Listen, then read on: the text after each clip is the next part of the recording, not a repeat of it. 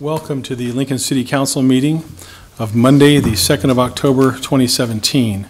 As we rise for the Pledge of Allegiance and the period of silent meditation, please keep in mind that our nation is in distress today. Please keep in your thoughts and in your hearts the victims of the shooting in Las Vegas. I pledge allegiance to the flag of the United States of America and to the republic for which it stands, one nation, under God, indivisible, with liberty and justice for all.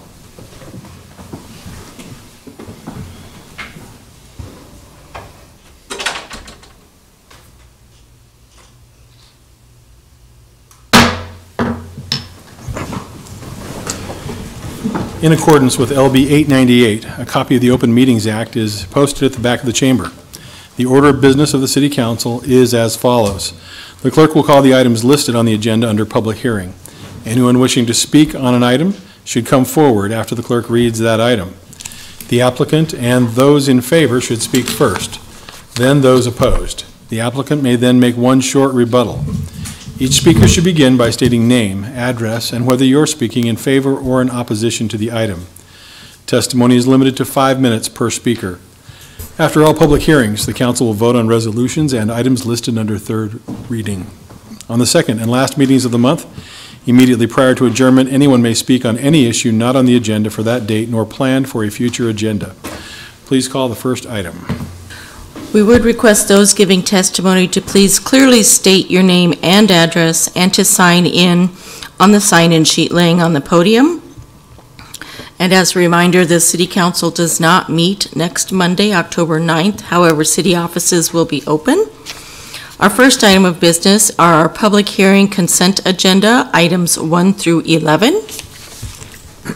Would anyone like to testify on any of these items? Next item, please. All right, if not, we can vote on these items. Item number 1 was introduced by Raybold. So moved. Second. Moved by Jane, seconded by Carl. Discussion. Please call the roll. Schob? Yes. Camp? Yes. Christensen? Yes. Eskridge? Yes. Gaylor Baird? Yes. Lamb? Yes. Raybold? Yes. Motion carried 7-0. Then items 4 through 9 were introduced by Schob. So moved. Second. Moved by Benny, seconded by John. Discussion. Please call the roll. Schob? Yes. Camp? Yes. Christensen? Yes. Eskridge? Yes. Gaylor Baird? Yes. Lamb? Yes. Raybold? Yes. Motion carried 7-0. Next then are our public hearing liquor resolutions. Those giving testimony are asked to come forward, raise their right hand for the clerk to administer the oath. After the oath, witnesses shall state their names and addresses. I'll call items 12 and 13 together. They are the application of The Junction for a Class I liquor license at 1434 O Street, Suite 2, as well as the related manager application of John Berry. Would you raise your right hand? Do you solemnly swear or affirm the testimony you're about to give is the truth as you verily believe it to be? Yes, I do. Thank you. Just state your name and address. John C. Berry of 1424 O Street, Lincoln. Well, Mr. Berry, tell us about your application. Okay, well, I'm appealing to the commission for approval of my liquor license at 1434 O, which is right next door to my existing licensed establishment, Iguanas. The place I'm applying for has been a licensed establishment for 20 years as 2 different licenses. The previous tenants chose not to renew their lease, and so I'm looking to move in there since it's in close proximity and my perception is easier to manage. Okay. Other questions for Mr. Berry? All right. Thank you very much. Thank you, Commission. I appreciate it. Would anyone else like to testify on this item? Next item, please. All right, I'll call item 14, manager application of Scott Foley for the Lincoln Stars Hockey at 1880 North Antelope Valley Parkway. Is anyone here to speak on this item? Like Mr. Foley. Okay. Is there anyone here to speak on this at all? All right. Next item, please. All right, next is item 15, application of PR Ventures LLC for a special designated license to cover an outdoor area measuring approximately 100 feet by 87 feet at Nebraska Book Company at 4700 South 19th Street on October 27th between 5 p.m. and 9 p.m. There's no swearing in on No this swearing one? in on this? So please tell us about your application. What are we doing here? So I'm Chad Carlson, 6235 Havelock. Misty's, we're doing an event. We're catering for an employee party for their families from 5 to 9 at the Nebraska Book Company outside, just outside their building. Okay. And we're doing the beverages only. Right. So So it's a private party? private party, Okay. employees and their families. Okay. Questions from the council? Carl? Yeah, who's with you? This is my manager in Havelock, Tammy. Okay, thank you. Okay. Other questions? Cindy? Love you guys' establishment in Havelock. You do a good job out there. Thank you. Thank you. All right. Thank you very much. Would anyone else like to testify on this item? Mr. Chair, seeing no one, I would move approval of items 12, 13, and 15. Second. Moved by John, seconded by Lyrian.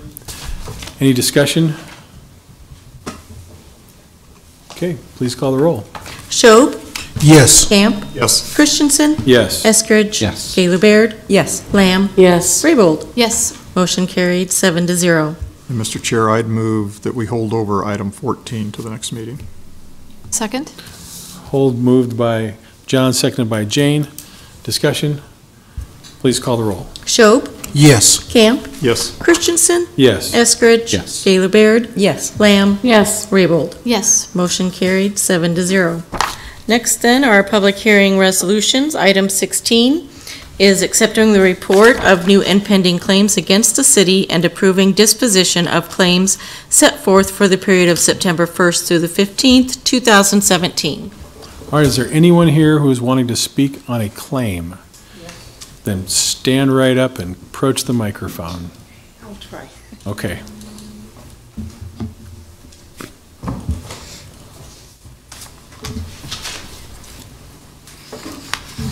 My name is Elizabeth Rhodes. I own the house and live in the house at 2346 W Street.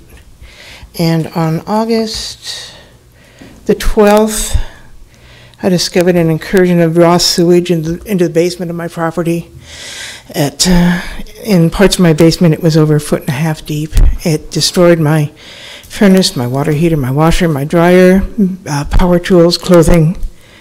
And I immediately called a drain service. They could not find any blockage in my sewer, but they went to the manhole out at the corner of 24th and W and looked down, and there was sewage backed up there. So it was on the blockage was in the sewer that runs down W Street. The city came out and managed to get the sewer flowing that day, and that was a Saturday, as I said. And then the city returned on Monday and worked all day with various crews and finally got the sewer unblocked. And when I filed the claim, and I received a letter from the attorney saying that it was necessary for me to prove negligence on the part of the city for me to have this claim paid. And I can't see why it's necessary for me to prove that the city is negligent when it was obviously the city infrastructure that failed that caused this damage to my home. And I filed a claim in the amount of, well, I revised the amount at one point, $8,939.64. Okay. Are there questions for Mr. Rhodes? No questions? So what has happened since? I refinanced my vehicle and managed to replace the furnace and the water heater and the washer and dryer. I'm currently unemployed. I'm either unemployed or I'm retired. If I can't find another job, I guess I'm retired. And I'm living on veterans benefits from my deceased husband and Social Security. Other questions? All right, thank you very much. You bet.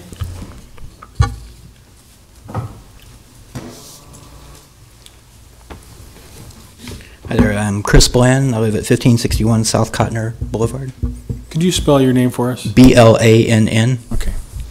Last year I called City Parks and Rec Forest Division, spoke to an Ann to file a complaint about a tree located in the right-of-way in front of my home at 1561 South Cotner. The tree, which was located between the sidewalk and the street, had several large limbs that were dead and needed to be trimmed. My neighbor, Mrs. Gloria Housel at 1555 South Cotner, has called about the same tree for over 3 years, and nothing's been done about it.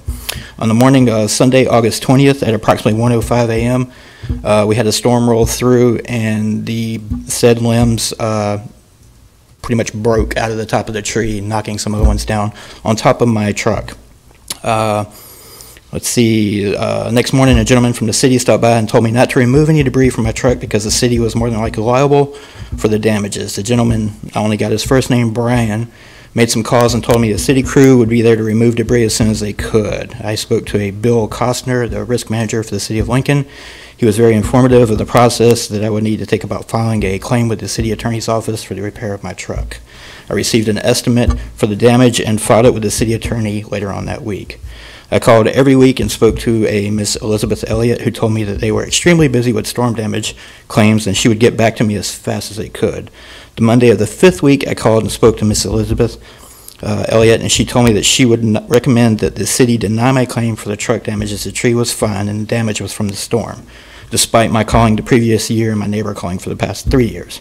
I informed Miss Elliott that she was not liable for the healthy tree, and if it fell, causing damage again to the vehicle or, God forbid, a person, that she would be held responsible. The very next day, we received a card from the Parks and Rec Department stating the formerly healthy tree was now diseased or dying and posed a danger and be removed. It was cut down on the 25th of September. All I'm asking for is to pay for the damage to my vehicle. Okay, other questions for Mr. Bland?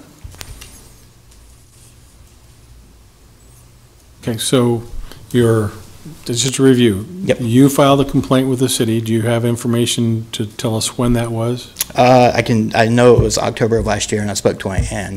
My neighbor, Miss Hauser, is And who at the city did you talk to? Do you know? a lady named Ann that works for the Forestry Division of the Parks and Rec.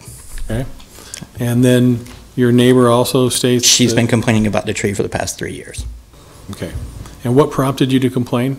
There was a branch that fell close to the road, a pretty big branch, and I cleaned it up, but I called the city and said that they should prune the tree or do some maintenance to it. Are there other questions? Okay, thank you. Thank you. Okay, would anyone else like to testify on this item? Carl? We could hear from the city attorney.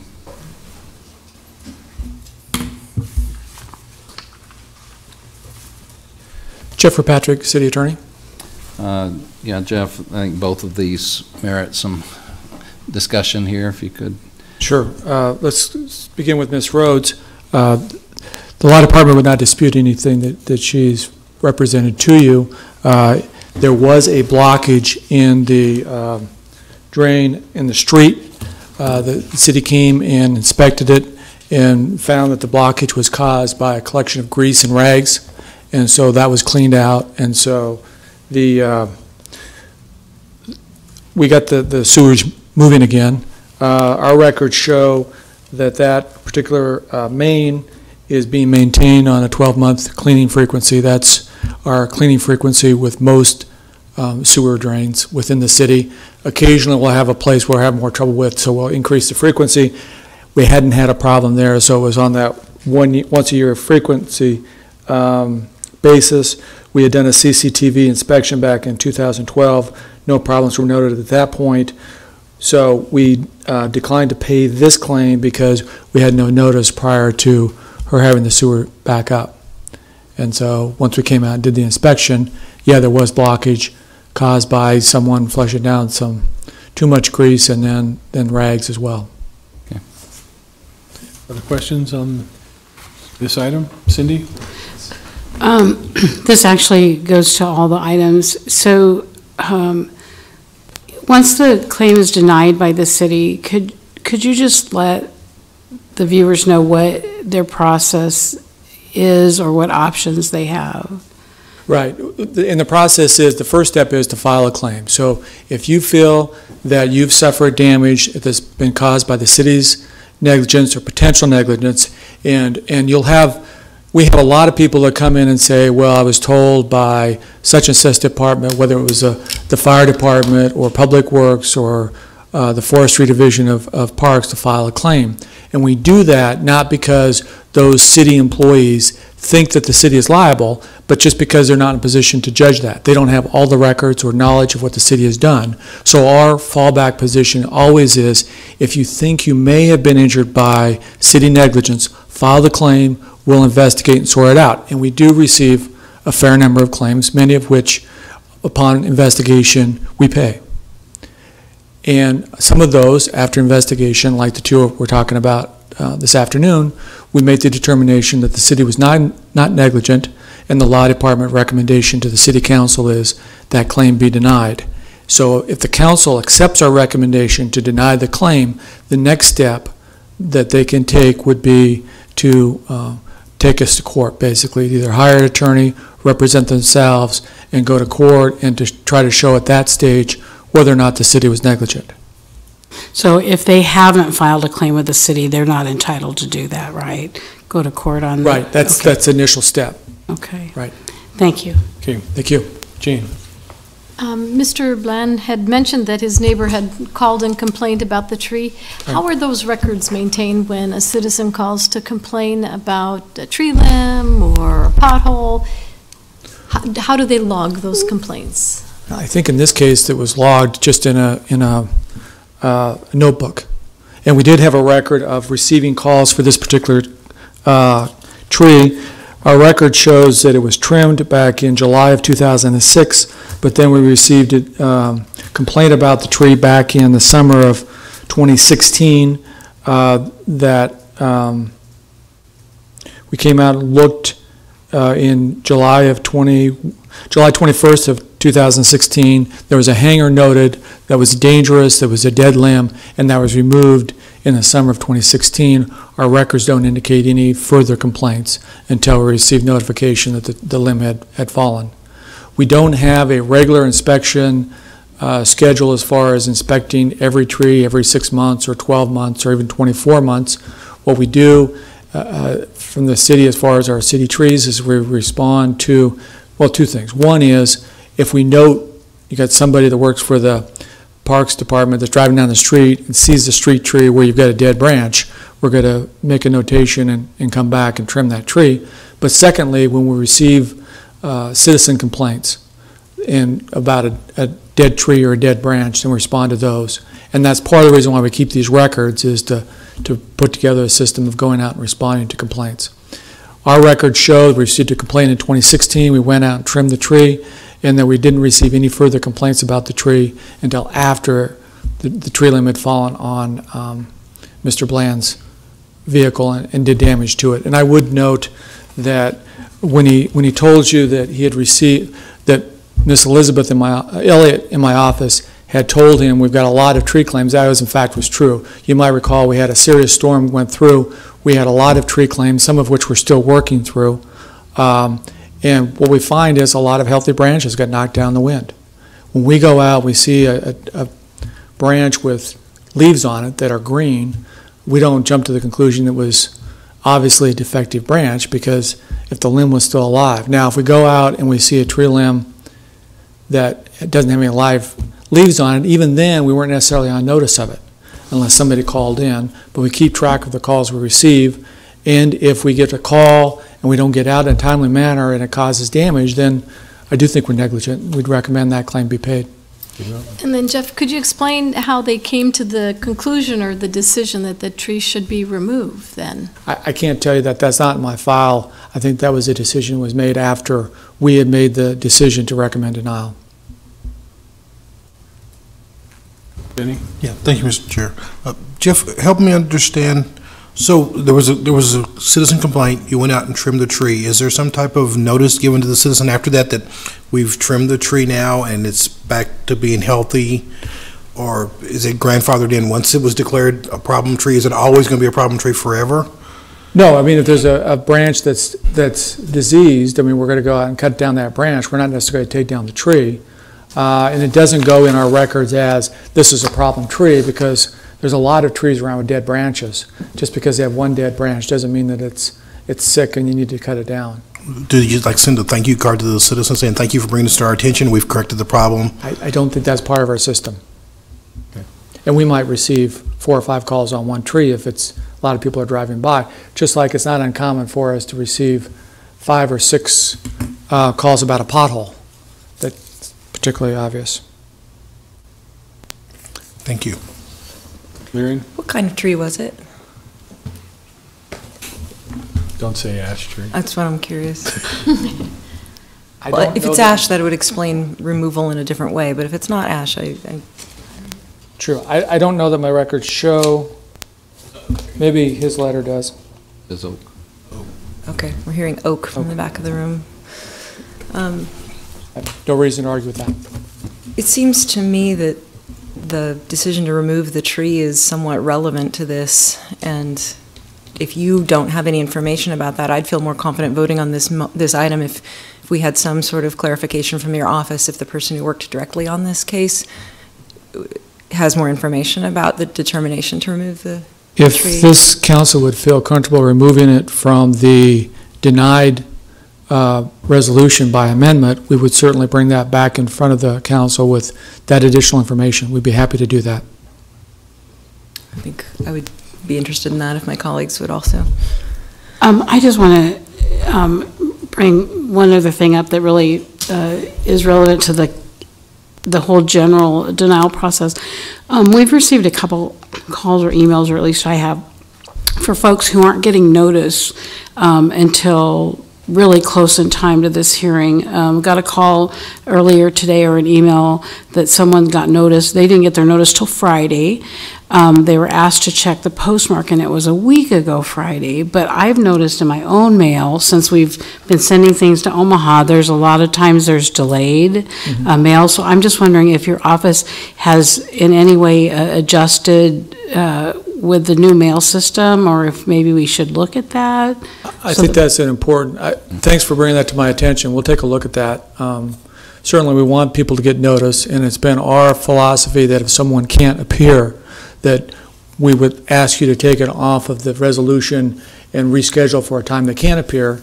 And having said that, just received a note that Zohal Saeed called up my office this afternoon and said they were unable to get a ride and to appear. So I would ask if someone would make a motion to amend it and take the Saeed name off, and we'll add that back at a later time and maybe give them 3 weeks' notice. So if there's a mail delay, they have more time. Okay.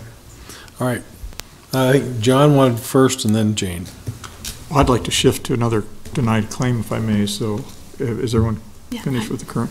I would appreciate, there's Lyle Schmidt here who'd made a claim, and the gentleman has emailed the council and so forth. And I think it would be helpful if you could review that matter, said he can't appear, this just doesn't work in his work schedule or whatever.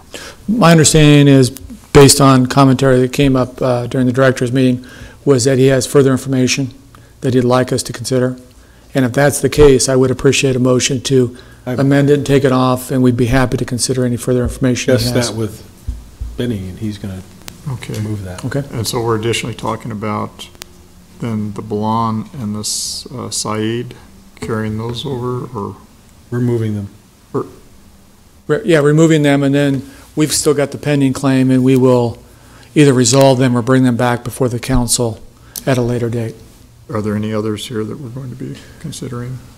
We had a written motion. The written one was for Ann Ramju? Ramju, and I think there's a situation where we received some additional information from the department, the city department, and so we wanted to reconsider that before bringing that before you. Okay. Jane. And then I just wanted to go back to Ms. Rhodes' claim for the sewer backup. When you review her file and her case, did it indicate that she had insurance? And I'm sorry, Ms. Rhodes, I should have asked you that question while you were up here.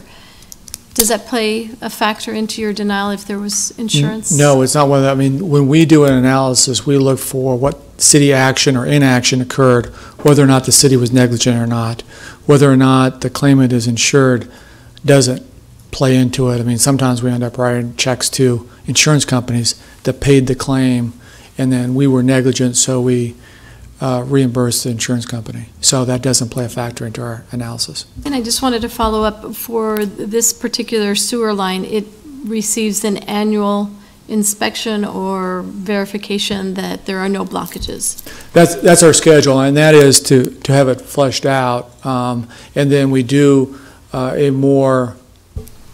less often we'll go through with actually television screening, and that helps us not only, I mean, the jet flushing is make sure that it's washed out and cleaned out, but the further CCTV inspection is to see if there's any obvious defects, where we're going in with a lighted camera so we can see the defects, and we know sometimes we've got problems, we need to go in and fix those. And so this line was on just the annual routine maintenance? And not as in any sewer line would in the city that we hadn't had problems with before, yes. Okay. And there was no reports of any problems whatsoever? We hadn't had a blockage that I'm aware of on that line before, yes. Okay. Other questions? Thank you. Thank you. Very good. Next item, please. All right, next is item 17, approving a conservation easement agreement between the city and PCE Incorporated to preserve the flood storage capacity on property generally located at 1821 Yolandi Avenue.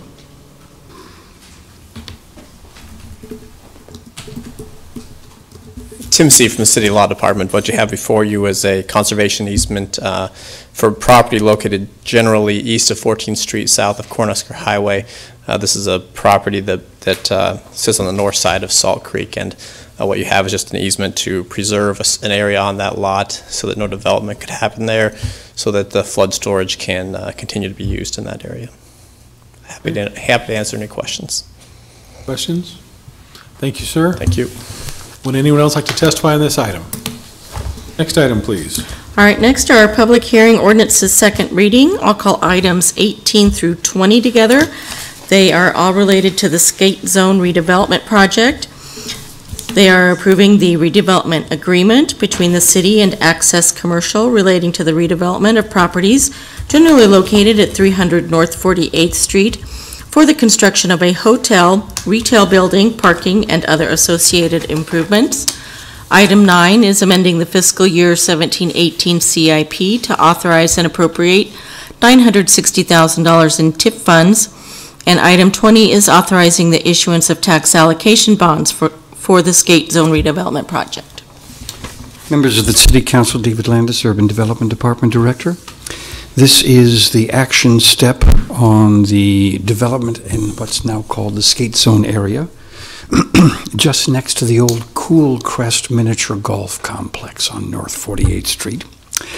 This is the replacement of what is a dilapidated building of 19,000 square feet with 4 stories of an 11,300 foot square footprint, or about 45,000 square feet, and an additional 5,600 square foot retail building. The total amount of private sector investment is about $11 million. That generates about $960,000 in TIF that the developer would like to use towards the progress of the project.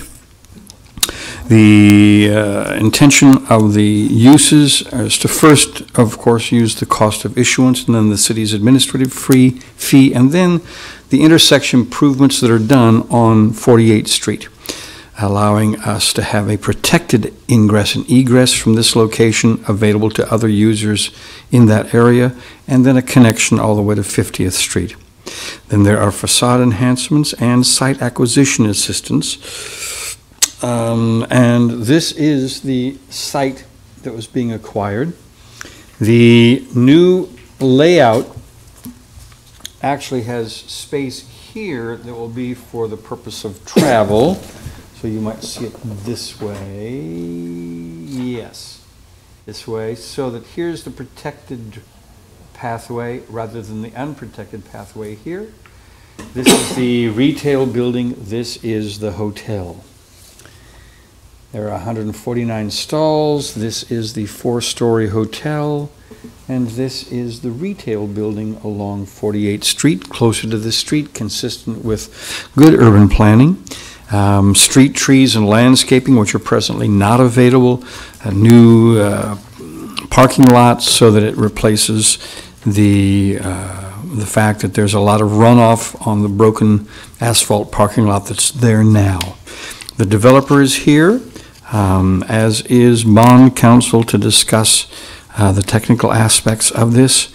You've seen it before, and it's now time to see if the city council would like to endorse the idea of this redevelopment agreement with Access Development, the developer behind the project, and our LLC that we're doing business with is SCM 10X Lincoln 300 LLC, but behind that is Access Development of Omaha, and they're present. What questions can I answer for you? Jane. Can you talk a little bit about the intersection improvements? What is anticipated?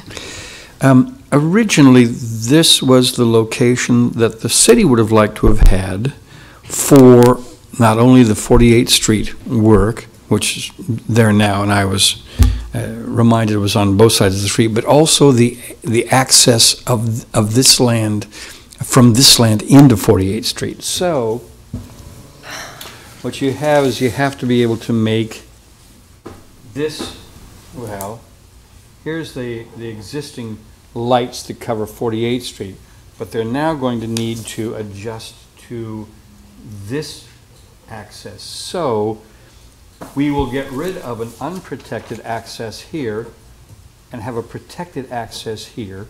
There's usually a safety factor there. Public Works has been involved. And in fact, originally this was an area where Dick Hartsock wanted to do a redevelopment project that never came together. At that time, the city said that the developer would, the city would be responsible in the event that the redevelopment went through. It did not go through. Those adjustments were not made, but that it was the city's preference that occur if it could have that, because you'd have a protected access this way. So while this covers traffic this way, it will allow us to get onto this street as well. The traffic lights will need to be adjusted for that purpose. Public Works has been involved, and in fact, this is their preference for how to handle So I'm access. guessing currently there's not a traffic signal that is facing that drive currently, correct? That's right. I mean, what there is, there's coverage for this traffic. There isn't the intention to do this. This kind of traffic is now being done here. Okay. And without a signal, without a light. Other questions? All right. Thank you for your time. Mr. Houston. Greetings. Mr. Chair, members of the council, my name is Tom Houston. My address is 233 South 13th Street, Suite 1900 here in Lincoln, on behalf of Access Development. With me today is Darren Hicks, a principal of Access Development. The plan amendment was in front of you last week, and this really describes this site at 300 North 48th Street. That it's a longtime Lincoln's institution, Arena Skate World. Those proprietors decided to close the business last spring and are selling the real estate. This project does consist of the two primary components of the retail building, with a facade fronting both 48th Street and then also on the east side, and then the 4-story hotel to be developed by True Hotel. The investment is approximately $11 million. For purposes of computing our tax increment financing component, we projected, based upon the values supportable by the county assessor's formula, is at roughly about a $6 million valuation for tax increment financing, which then derived the $960,000 tax increment financing component. The intersection improvements that are at the site, the one thing I did want to add to Director Landis's description is that currently the driveway does exist at the north edge of the property, and it is not protected by the signal. With the relocation of the driveway to the south edge of the property, that signal will have to be replaced. That's number one. That's being paid for with the tax increment financing. So rather than a 3-way signal, it will be a 4-way signal covering all direction, because the curb cut and driveway for Target is directly across the street. So that's why this signal will be replaced and utilized for the full four-way traffic. In addition to the traffic or the intersection improvements, site preparation is going to be important. The demolition of the existing structures that have been declared blight and substandard, plus the regrading of the site to deal with some of the drainage issues that that area experiences. And then beyond that, the redevelopment agreement Exhibit B describes the sources and uses and envisions that the balance of the tax increment financing funding will be used for facade enhancements and then site acquisition assistance. The schedule for the project would be that, assuming that the redevelopment agreement is approved 2 weeks from today, because it would be on your agenda, along with the bond ordinance and the CIP amendment for October 16th. It is anticipated the demolition would occur sometime this fall, with hopefully some footings being installed before the weather would permit, with vertical construction next spring. So that is the plan for the schedule, and I'd be happy to answer any questions that you may have. Questions? Carl, then Larian. Okay, thank you. Mr. Houston, the sketch you just had up there, could you explain the traffic flow within the property, how that works? Yeah. What is really envisioned now is that this is North 48th Street, North 50th Street. This is a private drive, but it will provide through access that will permit some traffic to access 48th Street or 50th Street without meandering through a convoluted parking lot. Now, if it is a private drive, it can be traffic calming devices can be installed in that parking lot, meaning if there is a problem with speeders trying to use it as a cut-through, because that's not the intent, but the owner and developer can install traffic platforms and traffic speed bumps, whatever may be the preference, if that develops into a problem. We don't really anticipate it to be a problem. It really permits the full utilization of 50th Street, which has greatly affected and greatly improved this area of North 48th Street redevelopment area. So if I want to go to the retail establishment there, how do I negotiate with that? A full four-way signal here with a left turn lane? You'll have access in here from any direction, whether it's north or south, because of the signal that is being replaced right there. And so traffic will be able to enter the site at that point. And then it does loop around. There's a grade differential, so the traffic will loop around this way to access that retail building. And then where's the front of the hotel? Front of the hotel will be right here, facing to the south. Will there be a drive-in, check-in area where you can pull in there or not? I would envision a vestibule of some form or overhang. I'm not certain. I don't recall that on the elevation drawing, but most hotels do have that. I imagine that would be part of the design. Okay. And you, Larian? Thanks, Tom. That's not my phone, by the way. My question is also a kind of a traffic flow question. The retail building, I know you haven't identified perhaps a use, but it appears that there's maybe a drive-through situation where in the color picture you have cars circling that retail establishment. Can you explain what that purpose is? What purpose that serves? Yeah, specific users have not been identified. I think it does permit, the access would permit a drive-through, but that's all pretty speculative at this point until a user is. But it would permit, the design would permit traffic to circle the building and then access back out to this long driveway between 48th and 50th. So could you review again the potential allowable uses for that site? I mean, are we talking about a fast food restaurant, or is that outside the definition of retail here, or what, no, what would this be? This is the B2 zone. That it's a pretty broad, but you know, this is a 5,600 square foot building, which isn't a very large building, but for the B2 permissible uses is pretty broad, all-encompassing permitted uses within that listing. So could it be a fast food restaurant? It could, yes. Okay. Other questions? Actually, I do. I guess if it is, I'm just, with the design you showed, you know, the elevations and the facade improvements, how likely is it that those are implemented if in fact it is a national chain fast food restaurant? Well, potentially they go out the window? I think it's highly likely that the design that was presented, they are attached to the redevelopment agreement, and they will have to be built, or we'll have to explain to the city why it's not built. Okay. Okay. That's what the redevelopment agreement really requires. If there's substantial changes to the elevation drawings that were approved as part of the redevelopment agreement, either really at the building permit stage, further questions are asked and further explanation has to be given. Okay. Very good. Thank you. Sir. Would anyone else like to testify on these items? Next item, please. All right, next is item 21, amending Chapter 5.50 of the Lincoln Municipal Code relating to taxi cabs by amending Section 5.50.010 definitions to add a definition for transportation network company by adding a new section numbered 5.50.015 entitled Transportation Network Company Exemption to provide that motor vehicles carrying passengers for hire solicited through transportation network companies shall not be considered taxi cabs and shall be exempted from the provisions of Lincoln Municipal Code Chapter 5.50 and repealing Section 5.50.010 of the Lincoln Municipal Code as hitherto existing. All right, before we take testimony, I'd like to explain to everyone that Councilwoman Cindy Lamb has left the chambers because she is recused from this item. Okay, please introduce yourself. Good afternoon, Chair, members of the council. Abby Luttrell, Law Department. The ordinance in front of you is fairly self-explanatory. It was the city's belief that prior to this proposed amendment that transportation network company drivers like Uber and Lyft likely fell within the definition of taxi cab drivers under the Lincoln Municipal Code and therefore fell under the regulations required of taxi cab drivers. And what this ordinance does is just simply exempts them from those licensure and testing requirements by the city. So, other questions? Jane? I guess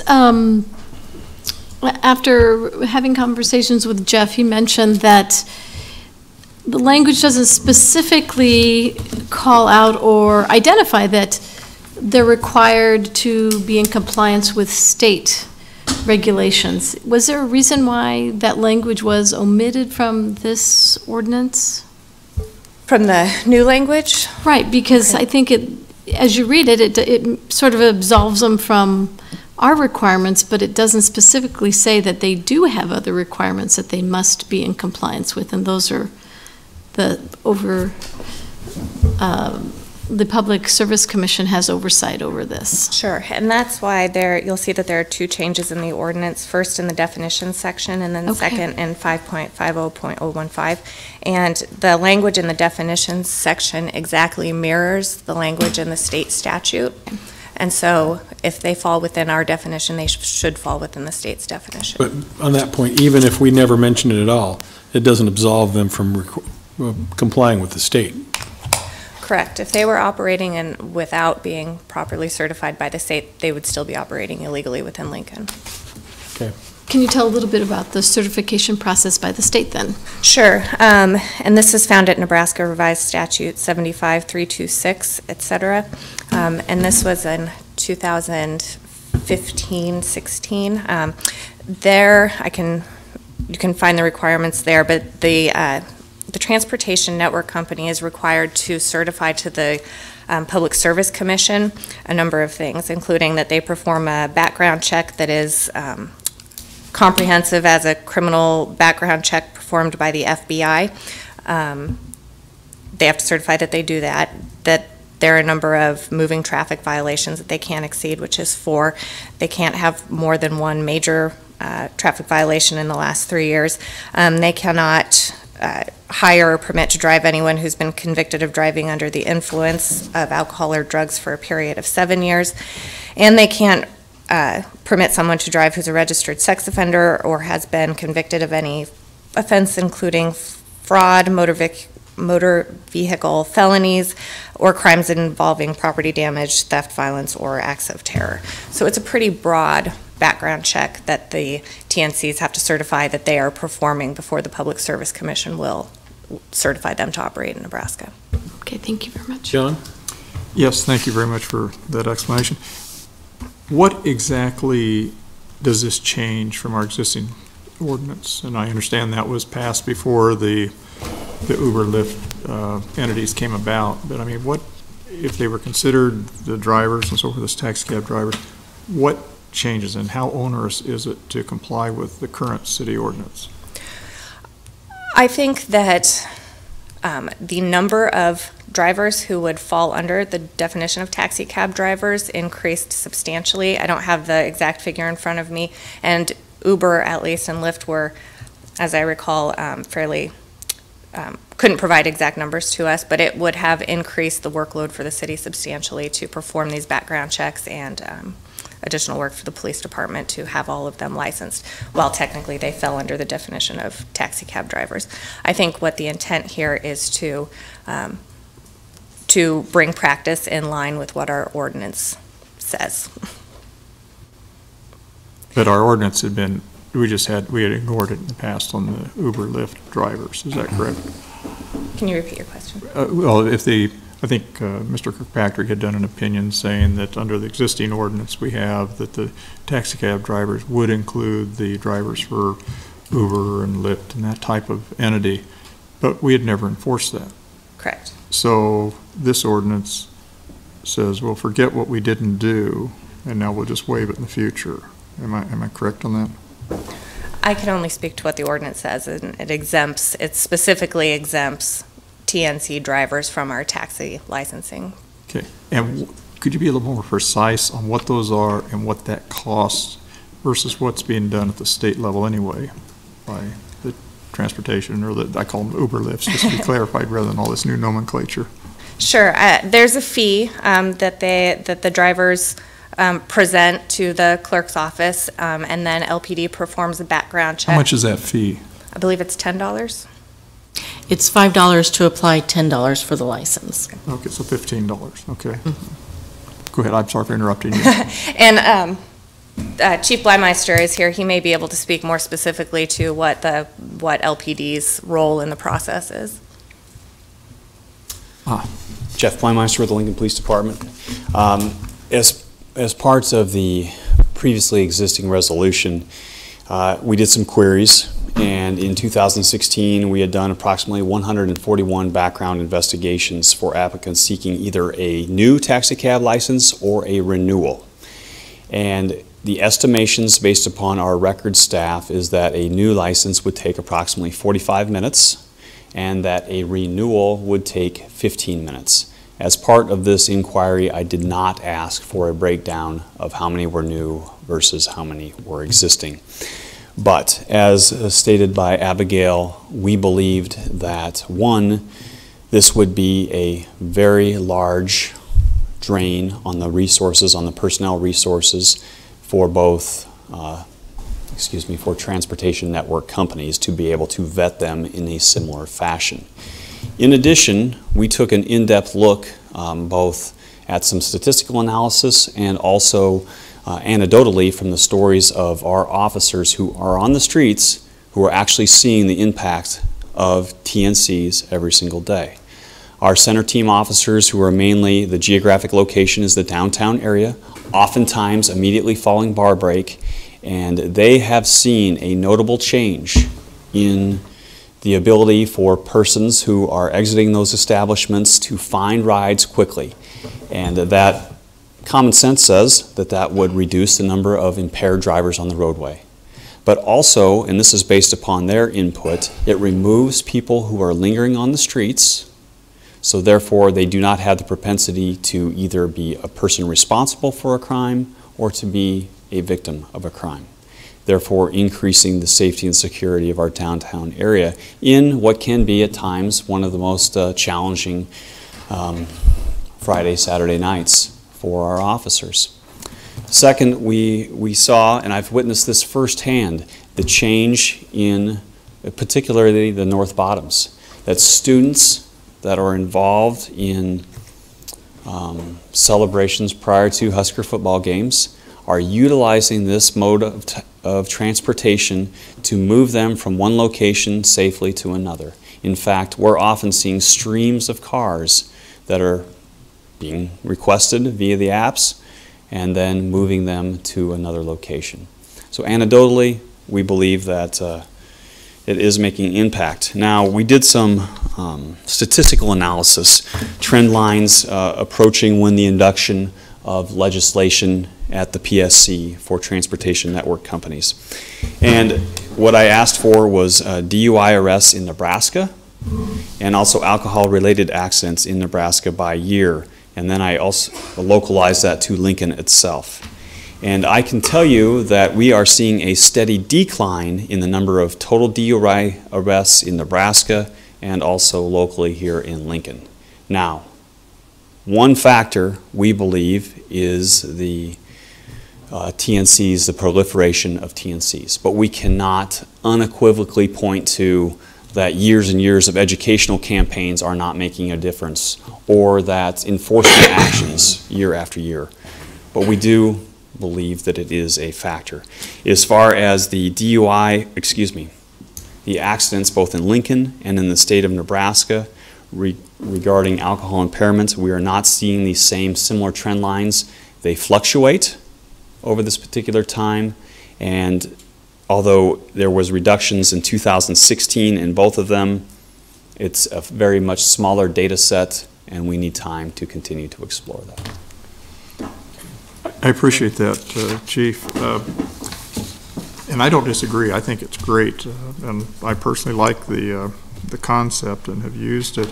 I guess one of the things in doing your analyses, I would say that a couple of years ago, the city stepped up its encouragement of other taxi cab companies to come into town, and so we've seen a lot more taxis in that regard, and that may have some impact in the situation. And it's like you said, there's no empirical data per se. But if we have, so in no way am I suggesting we retard or curtail the, I'll just call them Uber lifts, I think it's either in TNCs, but having that licensing, let me give you an example. I have some parents that have students. You know, we have over 40,000 students in Lincoln. Yes. And some of them are living at 8N, the student housing there, and they get free parking, but it's many blocks away over the viaduct. And those parents have come and said, gee, you own a parking lot across the street. We'll pay you to have our students, our children, park there because we just want to very much ensure the safety of them.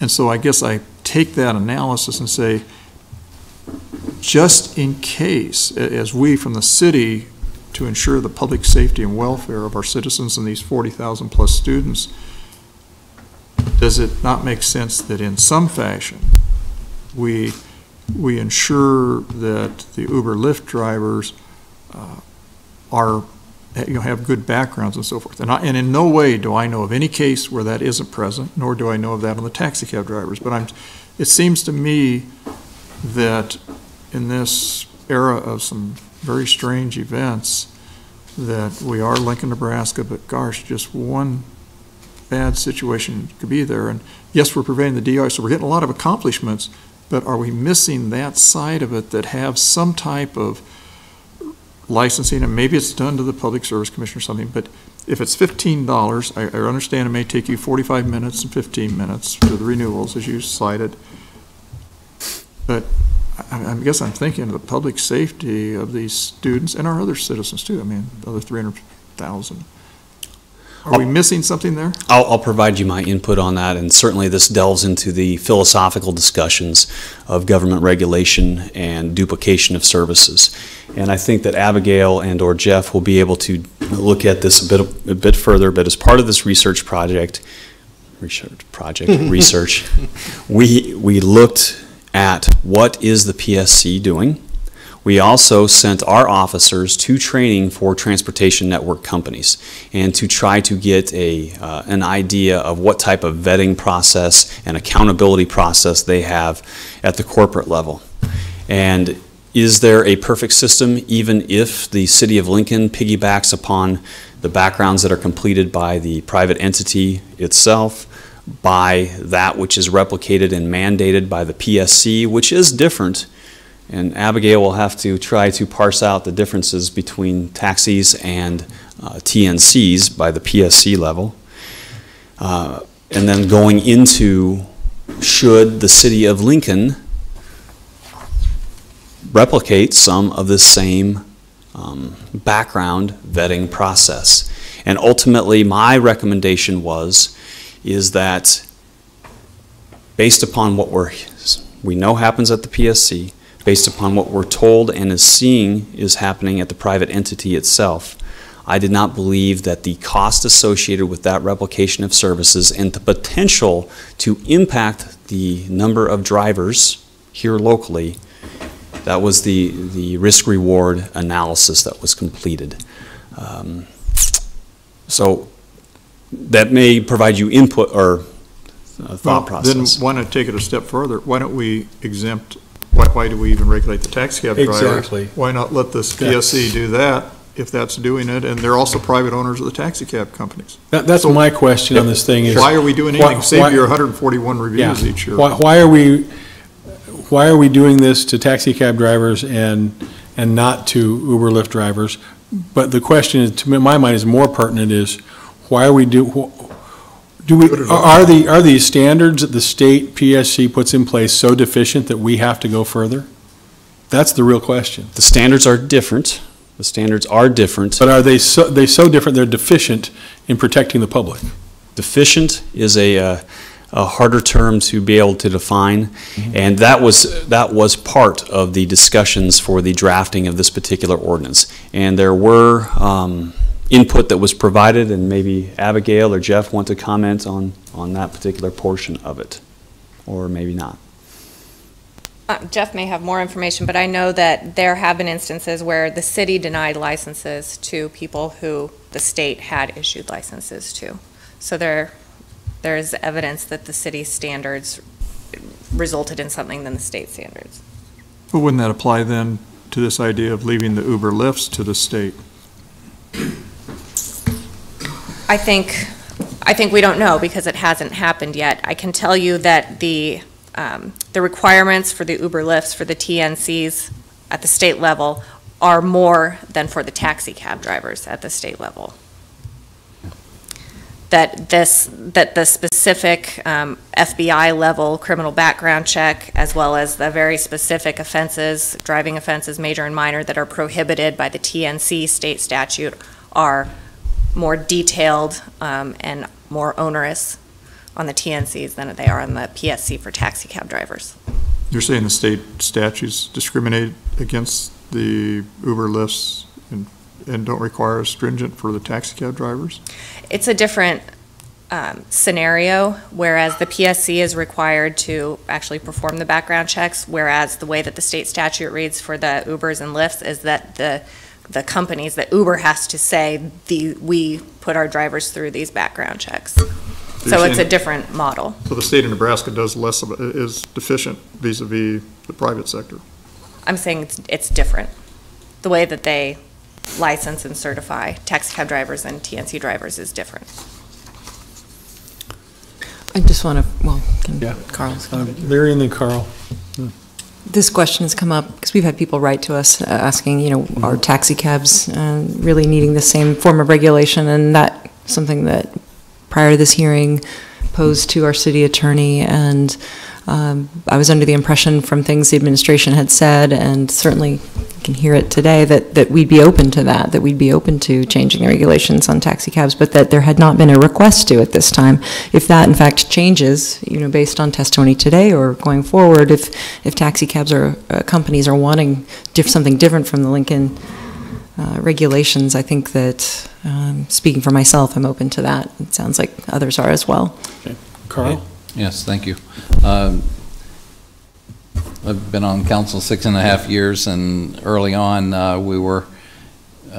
we had issues in downtown Lincoln because we did not have enough taxis, and that was before Uber and Lyft. And so it's a better situation now, and thank you everybody who's involved, regardless of how you're involved, for helping to make things better for most people. But there is still this concern I have where, there and some other times too, there are individuals who are vulnerable that, are given, pardon the pun, a lift, and they, so you want that background check. You want to make sure that that person is not a sex offender or something with a bad driving record or whatever it might be. So, Mr. Luttrell, you explained the statute that applied to the TNCs, but that does not apply to taxis, right? It's a different model of how it's administered. So in order to be certified for the Public Service Commission to certify Uber and Lyft to drive and operate in Nebraska, Uber and Lyft have to demonstrate and certify, promise that they are doing all of the things that the statute requires. And so my understanding is that's different than the way that the PSC regulates taxi cab drivers, where the PSC is the one who's actually going in and making sure that the state statute is satisfied. And Carl, to piggyback off that, a TNC may not permit, so this is statutory language for a TNC governed by the Public Service Commission. A TNC may not permit a person to serve as a driver who is to register as a sex offender. And it goes on with a litany of other offenses. I can say too, the PSC also has, they certify at the beginning, that's how they are regulated and authorized to drive. And then the PSC has audit authority to go in and audit the files to make sure that these companies are compliant with our state statute. Okay. If I'm hearing from my colleagues, I think, I mean, we're all in favor of consistency of treating Uber and Lyft drivers and taxi drivers similarly as much as we can. In what's proposed for us today, does this help us get there? I'll take the consistency. I would agree. Consistency creates an equitable playing field for all private entities. Unfortunately, that consistency does not exist at the level of the PSC in the regulation there. Philosophically, if that was equal, the Lincoln Police Department would be advocating for to avoid those replication of services, because it does take a significant amount of time. Now, I also come and speak from a profession where there is really no greater vetting process involved in the hiring of particular employees. And that ranges from complex psychological examinations to health examinations to a polygraph, which most of the general public does not have to take. And even those in-depth mechanisms are not perfect in nature. And so we have to constantly be striving for this particular balance. And certainly, if we find evidence and if offenses come, we will evaluate what was the screening mechanisms used in advance of that, if a crime were to be reported to us as a result of one of these TNCs. We would follow up on that, and we may be back in front of you in this particular process. John? Just as a follow-up again, I'm just confused because you're saying the PSC does, the Public Service Commission investigates all the taxi cab drivers, and now our clerk's shaking her head. No. And as a point of clarification, Abby did state that the TNCs are required to do FBI level, whereas the city only does local. Yes. So we're not getting a United States-wide criminal background on individuals. We're only getting local level. And the PSC does not do criminal histories on the taxi cab drivers. We are the ones that are doing the criminal histories. Thank you, Teresa. I'm still somewhat confused, though. So the Public Service Commission just does local? The Public Service Commission just requires the TNCs to do an FBI level. And then for the taxi cabs, they are relying on the city to do the local level. And all we do is the local level. We don't do an FBI level of criminal history. Does the PSC do an FBI? No, they don't do anything on taxi cabs that I'm aware of. I guess later I'll ask more questions on the state statute, because that just doesn't make sense. Anyway, I'm just trying to reach clarification here because there's so much. There is ambiguity. There's ambiguity, John. Imagine trying to run a taxi cab service then, or an Uber cab. And I hear you saying, Chief, that the state statute relies on the Uber lifts, the TNCs, to do their checks, and they're subject to audit, and that's fine. And if they say the FBI level, that's fine. I'm confused why the state's, I have a hard time believing the state statute just says, well, cities or locals, you do this, and you only have to do a local. It just doesn't make sense. So I'm going to look for more clarification. You're telling us that you think government makes sense? Well, all the time? So, yeah. So, again, I'm just asking a lot of questions because I really get confused on these different levels of what we're saying and where the problem is. And maybe there's just for the, I don't want to create impediments. I want to encourage all these entities because they're all serving good services. I know the way the PSC, the Public Service Commission, regulates taxi cabs, they're on their rates, on their hours, they have to be 24/7 or anything. So there's quite a bit of regulation, which the Uber Lyfts don't have. And I'm just, so I mean, there's some already allowing some good things there. And okay. Benny? Thank you, Mr. Chair. We started this conversation, and I thought we were saying that the Uber and Lyft drivers, the transportation network drivers, were getting an easier pass to be certified. As we continue, it sounds like with an FBI level check, they're actually being more stringently vetted than the Public Service Commission requires from taxi drivers? That is my understanding on the criminal history portion of it, yes, at the PSC level. And if these statutes were written in a linear format and not empowered by rules and regulations, which is also part of this whole process, it would be much easier to compare. But I just want to point you back to this discussion, this change started with, for at least us, on TNCs alone. It doesn't traverse into, well, should we do the same? I know it does for you, for taxi cabs. Okay. Other questions of these folks? All right. Thank you very much. And we'll take anyone else who is here to testify in favor of this ordinance. Now, anyone opposed to this ordinance may testify. Stand up right away or I'll call the next item. There you go. He'll do it. Good afternoon. My name is Mark Mitchell, 5440 L Street in Omaha. And I'm the president of Happy Yellow Checker Cab Company, and I also operate Cornhusker and Safeway Taxi Cab, and of course we're here in Lincoln as well.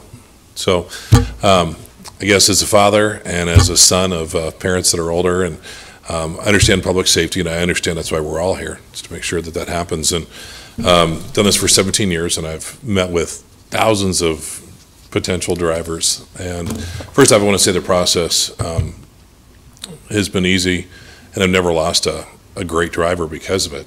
And when we started operating in Lincoln approximately 4 years ago, we were pretty happy to see that you guys had even further requirements. One of which was really important was having knowledge of the city of Lincoln and be able to travel around the city with the best route, the safest route, et cetera. One which, my wife would probably argue I couldn't pass.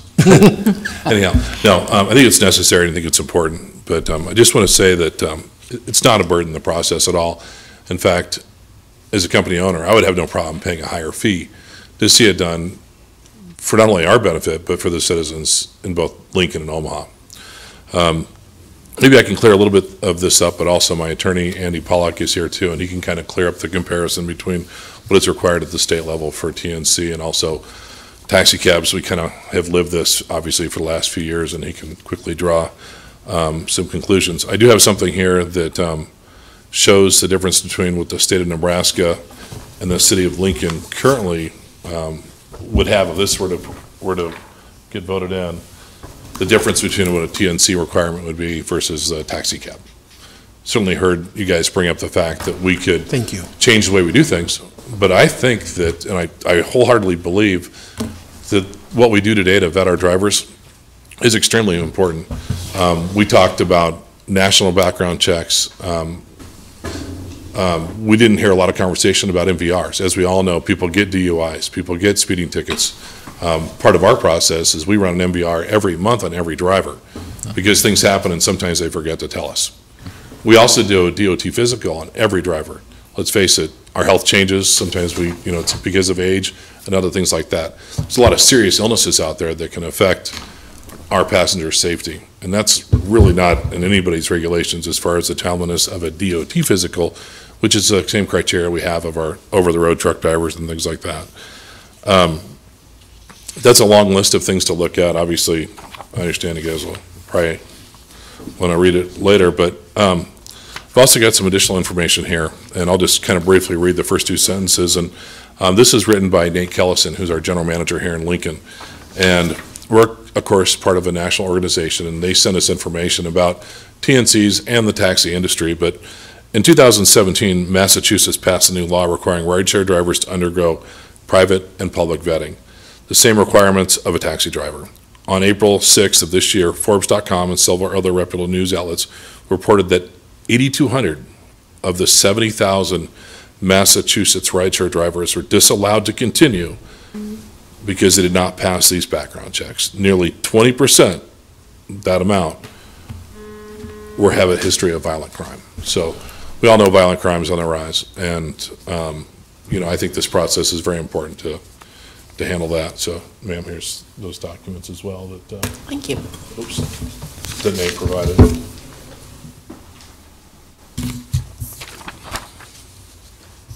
One of these. I'm sorry. Yes.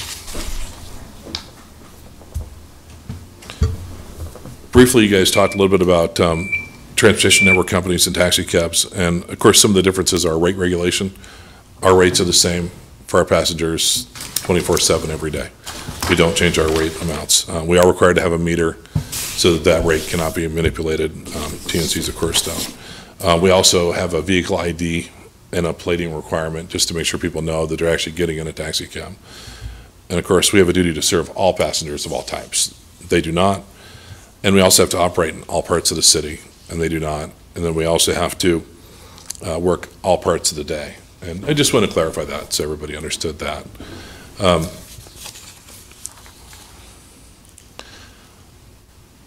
Again, just to paraphrase, I've never lost a good driver to this process, and we're certainly willing to pay more. I think it's necessary.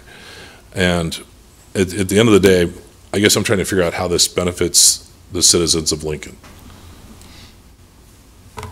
Okay, no questions? John? Well, we had a little confusion earlier, Mr. Mitchell, on the FBI checks. Could you talk about the difference between state requirements for, I guess, taxi cab companies, what the city does, and versus the Sure can. Uber lifts and so forth? Can I actually get you guys, I'll just briefly read this because I quickly sent a note to my guys in Omaha because I wanted to be able to speak accurately on this. The taxi permit in Lincoln, I'll just run through these 4 different areas. I'm going to run through what's required in Lincoln, what's required in Omaha, at the state level, and then what's required by the Nebraska Department of Health and Human Services. It's a brief list. So, taxi permit in Lincoln, local background check conducted by LPD, includes a partial fingerprint. It's $5 for the background check. Then, successful completion of a test to prove that the applicant is familiar with local landmarks within the city of Lincoln, basically proving that they know the city. Third, complete the physical. Fourth, it costs $10 to receive the permit. In Omaha, there's a local background check conducted by Omaha Police Department, including a partial fingerprint. They have to do, again, show that they've completed a physical, and it costs $4 for the permit. State of Nebraska is regulated by the Public Service Commission. National background check includes full set of fingerprints. Ensure that the driver is free of drugs and alcohol, like a drug screen at that time. Obtains a taxi permit required by the municipality. Nebraska Department of Health and Human Services, LB 97 requires FBI level fingerprint background to be deducted by the Nebraska State Patrol for drivers that will transport state wards or dependent adults. So not all of our drivers want to transport for HHS. That's an optional thing. And then as far as our best practices and what we do to vet our drivers, because it only makes sense as a business owner to do this, much like many of you that have had businesses, I'm sure you vetted your employees as well, but we do a DOT physical. We also do APS and CPS, Adult Protective Services and Child Protective Services on every driver to make sure that they qualify for that. And then we also run the MVR every single month because things change with their driving history. So there's those 4 things, and we'll be glad to email that to you if you'd like to see it. Okay. With what you read, Mr. Mitchell, if I heard it right, it sounds like at the state level, the FBI check is only done if you're doing custodial or Health and Human Services, but I'm going to have Andy speak to that because he works closely with the Nebraska State Patrol. I'm just trying to, again, identify the differences, and so... LB97, it's a requirement if they're going to transport for HHS, but the Public Service Commission, I just want to make sure I read this correctly.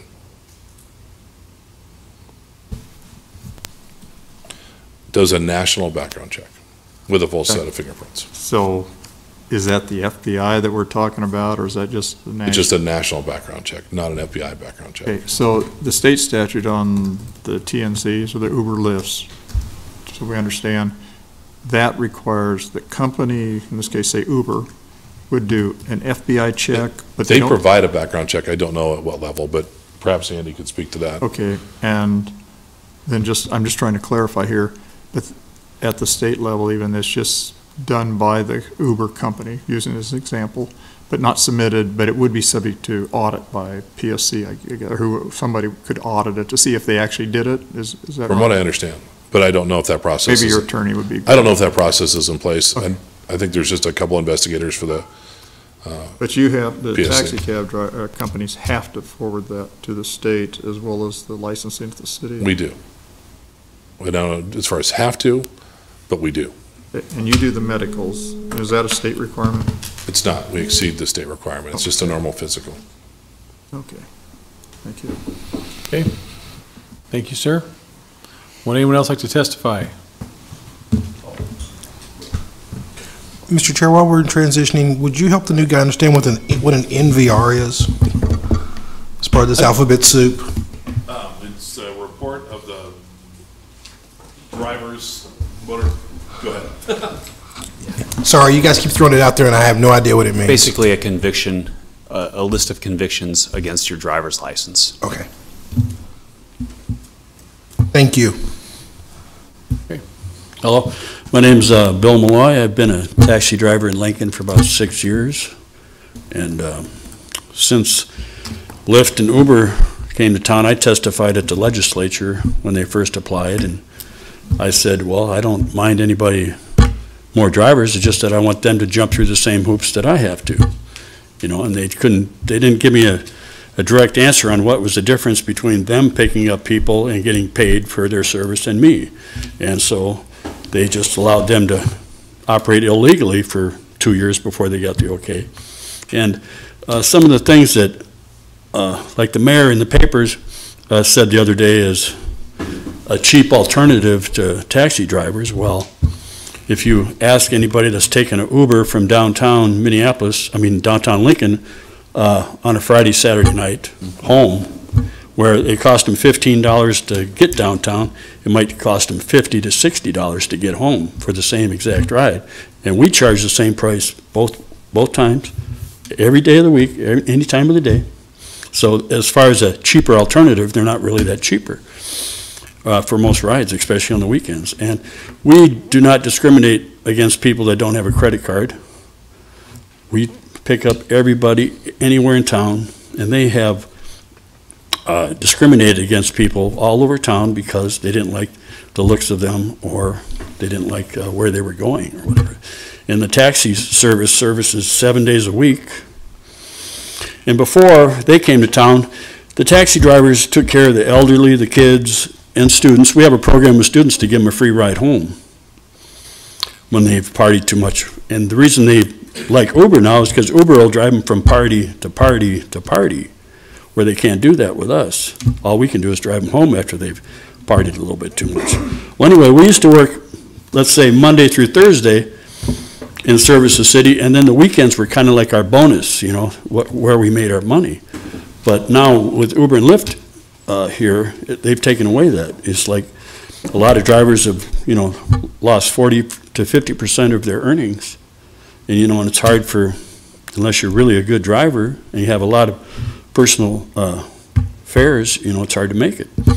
And I just think that a lot of the Uber and Lyft drivers are doing it as a hobby to socialize with people. Look, I mean, I'll admit it, they go out there to trying to meet a girl or whatever, And they're not in it to really make the money. They're just, if they can break even, they're happy. They're just out there socializing, you know.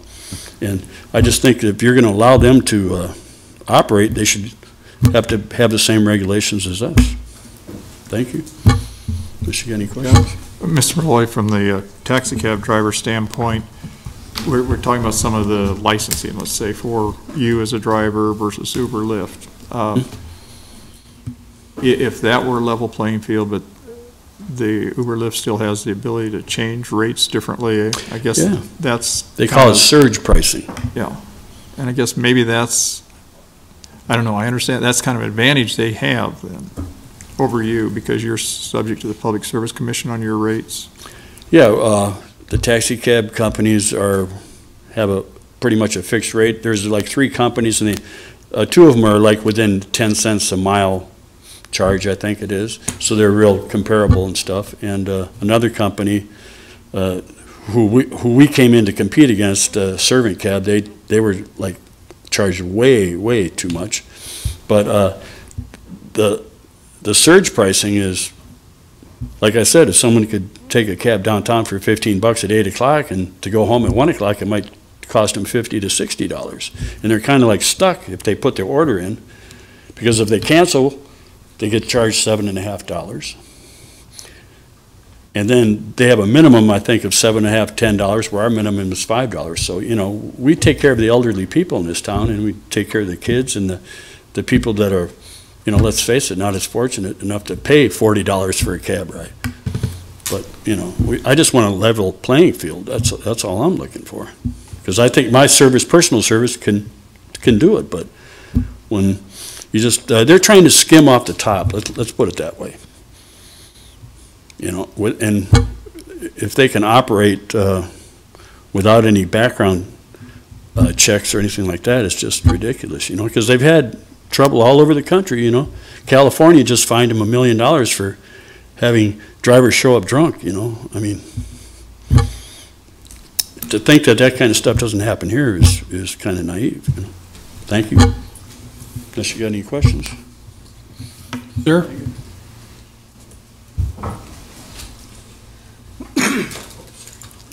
Hi, my name's Jim Johnson in Lincoln, 5008 Northwest Cumming Street, and I own Leisure Taxi here in town. I have a couple of concerns. One is I do not in any way want the city's requirements for potential drivers to have a physical and to have a background check done by the police department and to take this test. I want in no way for that to go away. I mean, that is a realm of professionalism that's forcing my people to go through, and I can hold them to that through the course of their employment. And I want it to remain. And the chief, I understand where he's at with having to take his people to do these background investigations, but it's not that difficult. They're just doing some keystrokes on a computer and getting it out. If it requires us to pay more to keep that, then I'll pay more. My drivers don't pay for any of that. I do. The other concerns I have is this.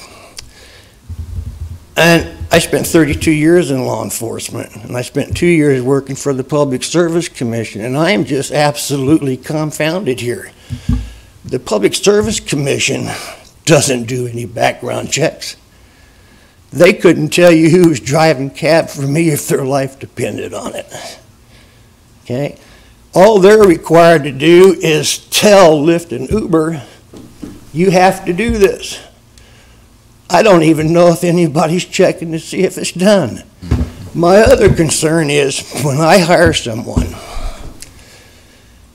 and the city denies their license, and I go down to the Haymarket 2 days later and see this same person driving for Uber, tells me that nothing got done.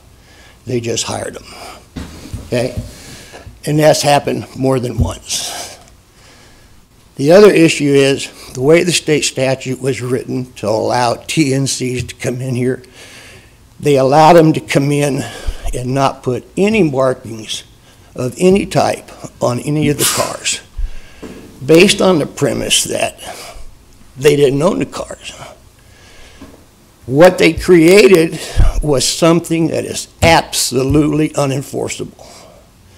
No one, not us, not the police department, not the Public Service Commission, can stand on the corner and say that guy is Uber, that guy is not. And I'm here to tell you, I'm there every night. You have kids out there in mom and dad's car claiming to be Lyft and Uber, standing on the sidewalk, hawking rides for cash money because they can't run the credit cards through the system. Okay?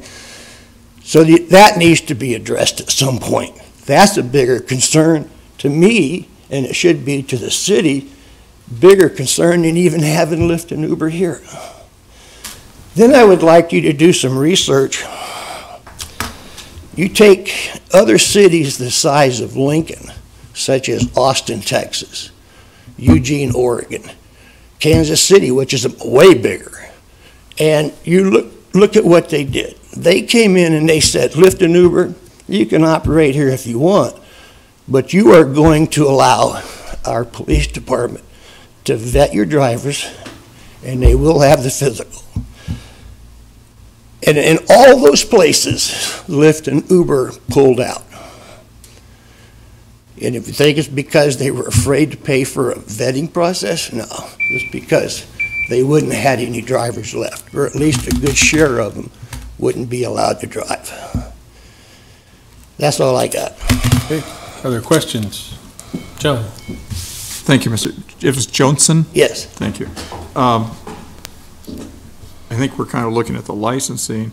If that's done for the drivers on an even basis, does the disparity on the ability of an Uber Lyft to change their rates and so forth concern you? Are you willing to compete in that environment? Or because I'm looking at, we got public health and safety, and I want to have a level playing field, and I want government not to pick favorites. They use a system called progressive pricing. I like to look at it as predatory pricing.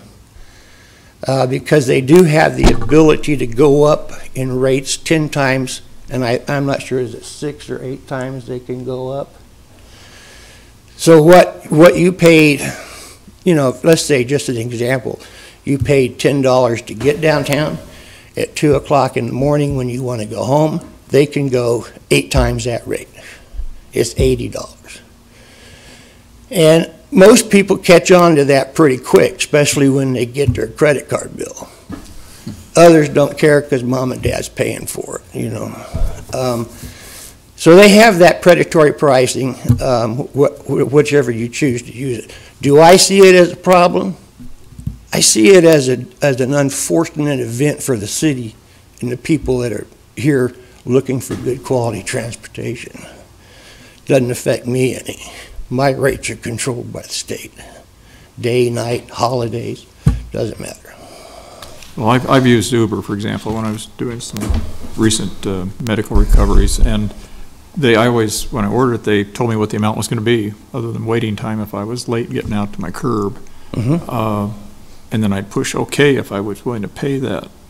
So I guess I kind of look now, but someone else said, one of the drivers I believe said something about you're charged $7.50 even if you don't use them. Now that didn't occur, but I wasn't doing it at midnight on Friday night. Yeah, they have a cancellation fee that they do charge. Well, okay, if you cancel, but you have to push a button to accept it. At least I did in the middle of the day.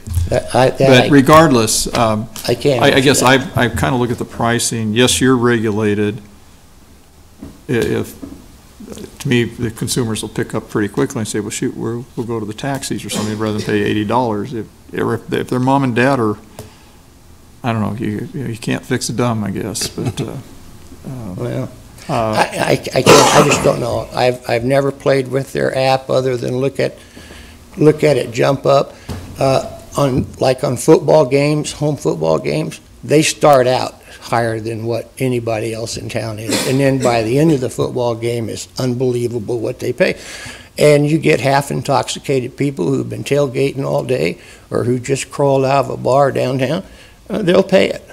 they'll pay it. And have they helped clear the downtown out? Absolutely. You know, you can't deny that. But did they do it safely? I don't think so. Not when they stop on O Street and you have 4 or 5 in a row and they have cars backed up 2 blocks. That's not a safe issue. They're just sitting there waiting for someone to say, we want to ride. Ironically, I've talked to some of these Uber drivers, and several of them said, we don't do Friday nights. We don't want to deal with those students and vomit in their car. Here's the other thing is, on nights when there's events going on, concerts, whatever it may be, take a ride in your car, go down behind the post office on North 8th, go up on on East O, where the old Super Saver used to be. It's now Lutheran Health. And you'll see all the Lyft and Uber drivers in those parking lots, and they're all standing there with their phones. And because one of the things that causes the rate to jump up is busy. If they're not getting calls covered, they'll jump that rate up. And them drivers are all sit there with their phones and wait until that multiplier goes to the point that they want to operate. Then they'll go downtown and start picking people up. Now, one other thing, just to take a look at it, when Uber left Austin, Austin got grant money, and they created their own TNC. It's called Ride Austin. You can look it up on the net. And they are running their own TNC company, and they're doing it very, very professionally, very good. They are competition to the cab drivers, but they are a legitimate, honest, equal competitor, okay? And the best part about it is the city of Austin is taking that revenue instead of some company in Northern California. And bottom line is, I have concern, especially for my drivers, but for me, I don't think that they can sustain their current business model. They're going to fold. They lost $6.8 billion last year. They can't continue to operate the way they do. So I don't have a lot of concern with it, but there's a lot of issues I do, and they need to be addressed. Thank you very much, sir. Yep.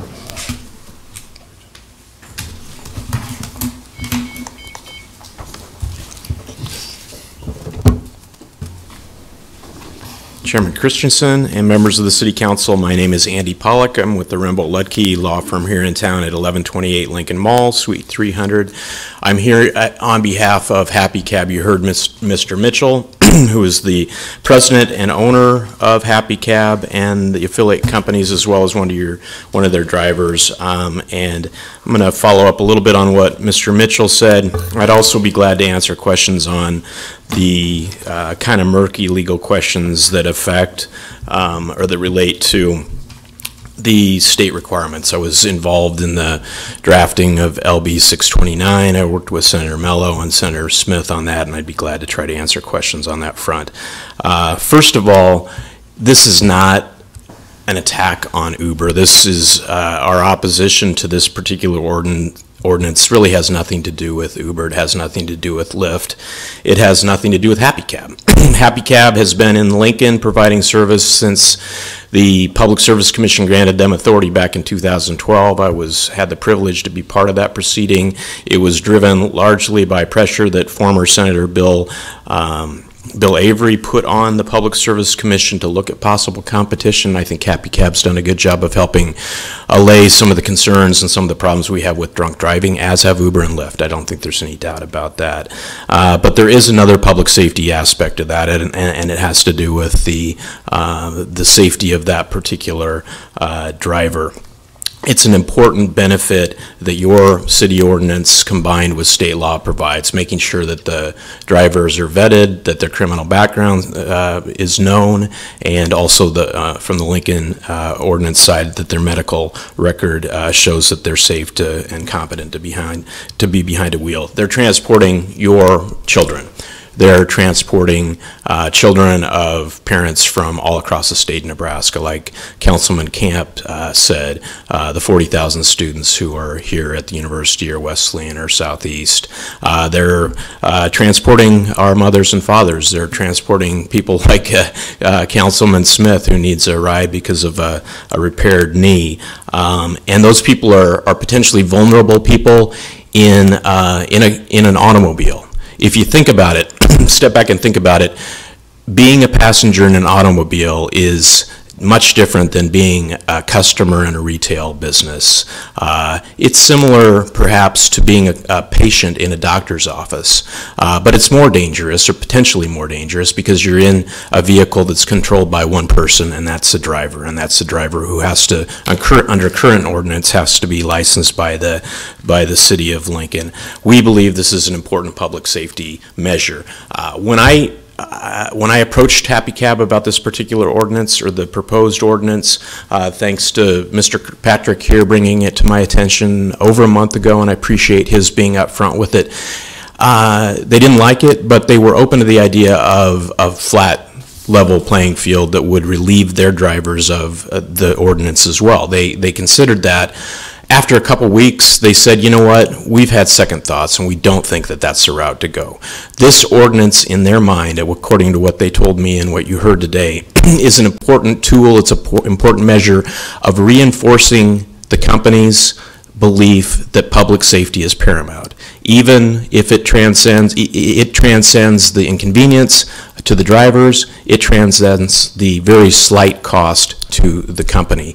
Public safety is paramount. This kind of ordinance helps reinforce the company's belief in their drivers' minds, and we believe it's critical to public safety. To talk a little bit about the comparison with state law, it is convoluted. This was all the subject of negotiations between the cab companies, who, by the way, did not oppose LB 629 that Senator Mello introduced. In fact, I worked hours with him prior to the introduction of that legislation, and by the time it got to hearing, we actually supported the bill, which allowed Uber and Lyft to legally provide service in Nebraska. That bill has a criminal background search requirement. Does that mean I'm done? One more minute. Okay, one more minute. Thank you. I think it can wrap up in 1 minute. It requires Uber and Lyft on their own to voluntarily submit a criminal background requirement to the state of Nebraska, to the Public Service Commission. The PSC, you've heard correctly, does not have its own requirement for taxi cabs or any other type of provider, but they do, vis-a-vis a Department of Health and Human Services law, have a requirement that it has the effect of making those cab companies, Happy Cab, require all of their drivers to go through a criminal background search. They're fingerprinted, those tests are sent to the FBI, a national search is done. That's required under current law, and that's law that we actually referenced when I was in Senator Mello's office negotiating this with a Lyft lobbyist and attorney. It's a statute that's referred to in the TNC statute, and I'd refer it to your attention. It's section 81(6)(120). And again, that applies to cab drivers because they're providing services to the Department of Health and Human Services. So while the PSC doesn't require it, it is required of cab drivers. It's that statute that we referred to in the bill that ultimately was a compromise that puts the same onus on TNCs, not to go through that fingerprinting process, but to make sure that they had a test that produced equivalent results to that criminal background search conducted by the FBI. So one is a direct route through the FBI, the other one is supposed to produce the same results.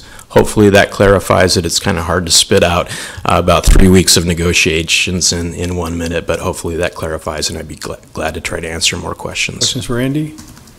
John? On your last point again, just so I'm not as fuzzy or unclear.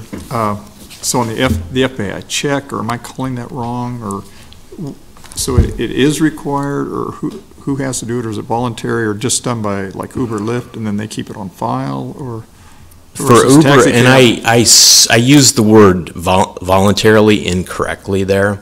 Let's talk about TNCs first. State law requires TNCs or Uber or Lyft to have every driver undergo a criminal background search that is tantamount to the FBI search. That was built into state law, and it was based on promotional material that Uber and Lyft had in their own materials that they gave to Senator Mello.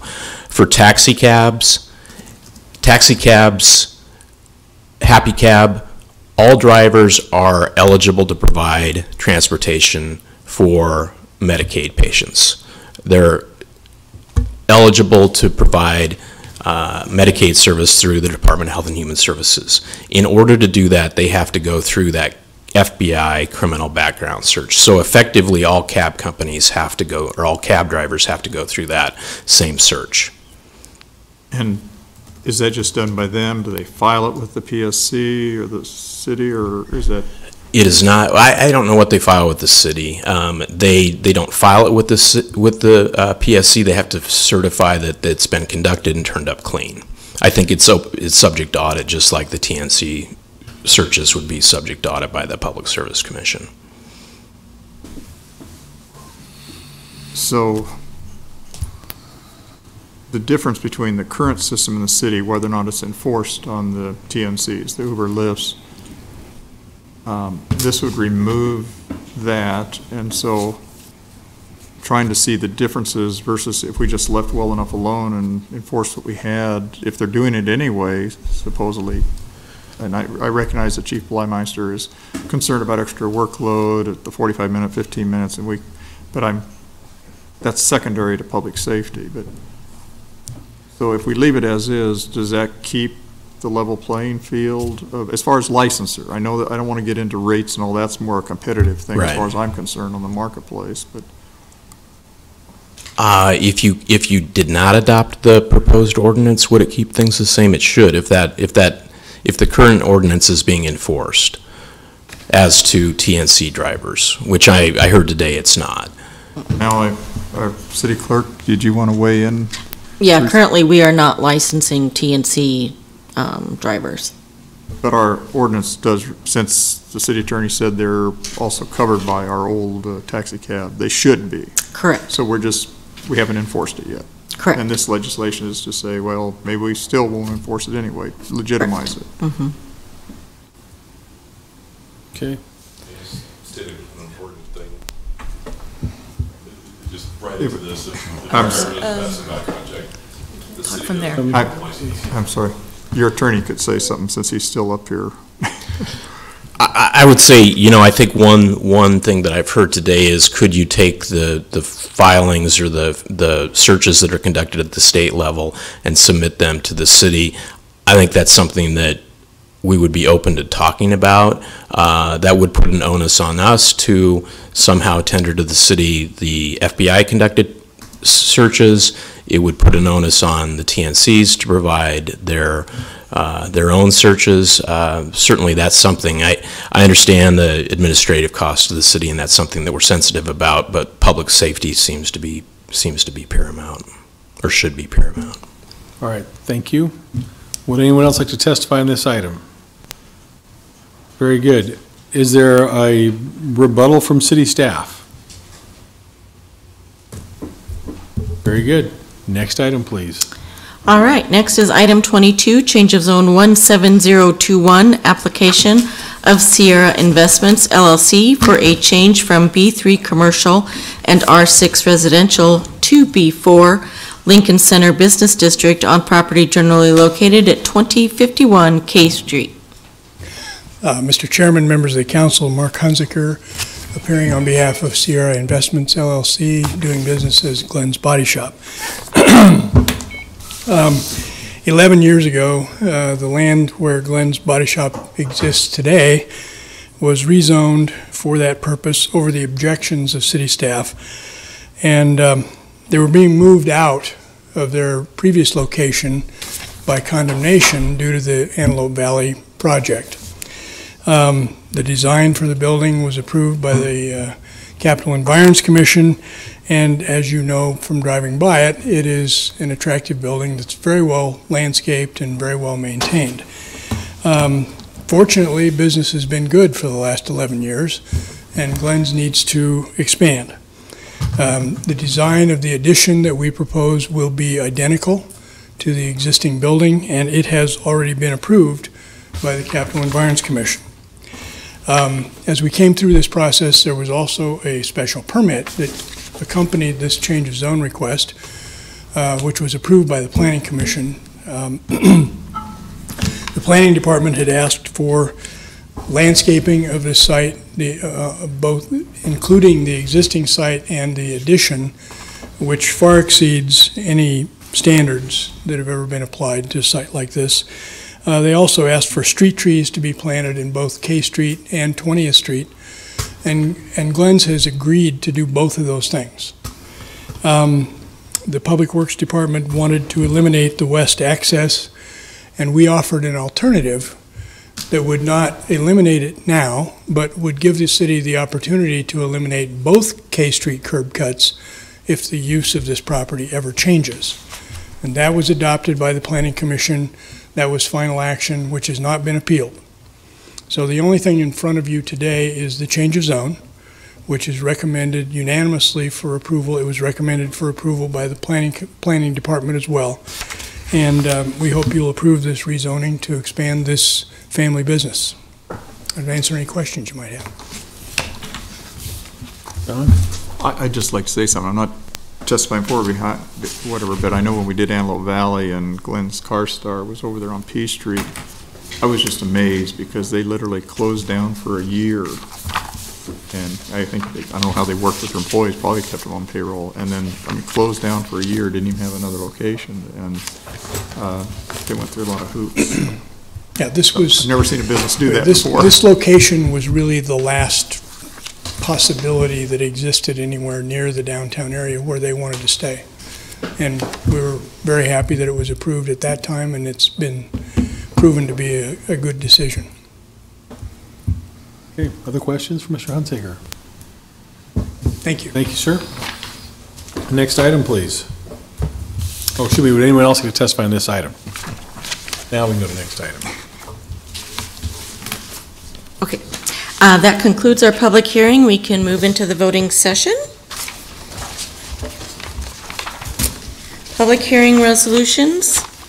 Report of new and pending claims against the city for the period of September 1st through the 15th was introduced by Raybold. So moved. Second. Moved by Jane, seconded by Carl. Discussion?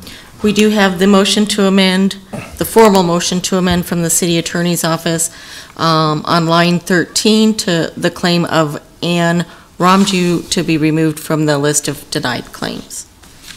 Who will move that one? So moved. Moved by Carl, seconded by Cindy. Discussion on this? Okay, please call the roll on the amendment. Schob? Yes. Camp? Yes. Christensen? Yes. Eskridge? Yes. Gaylor Baird? Yes. Lamb? Yes. Raybold? Yes. Motion carried 7-0. Okay, Mr. Chair, I'd like to make a motion to amend. There are 3 other claims that can be removed. Can I make those all in one motion for all 3 of them at one time? yes, you could, and we can discuss it. I'd like to make a motion to remove the claim by Schmidt, Blaine, and Said. Second. Okay, moved by Benny, seconded by Cindy. Can we just have a quick review of each one of those as far as what they're doing?